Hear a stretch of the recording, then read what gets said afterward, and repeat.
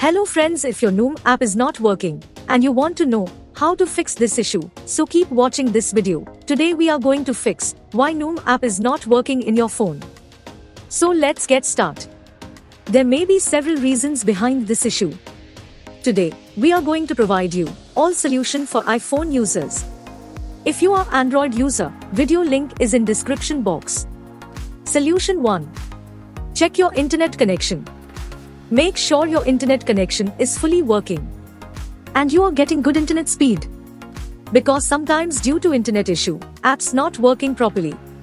If you still facing same issue, then try solution 2. Update your app. Make sure you are running latest version of your Noom app.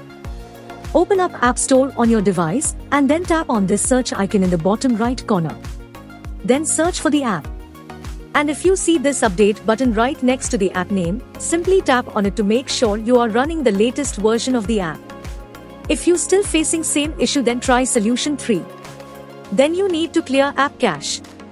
For this, go to your device settings and then scroll down to find general and tap on it. Then tap on iPhone storage. From here, search for the app and then tap on it. Once you are on this screen, you need to tap on offload app. Tap again to confirm.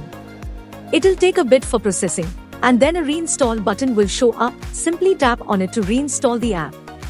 This should fix the issue. If you still facing same issue, then try solution 4. Now you need to completely reinstall the app. Follow the on-screen instructions to navigate all the way to the app page. Once you're on this screen, tap on delete app to uninstall the app from your device. Once uninstalled, open up App Store and then search for the app here. And then click on this get button to install it back on your device. If you still facing same issue, then try solution 5.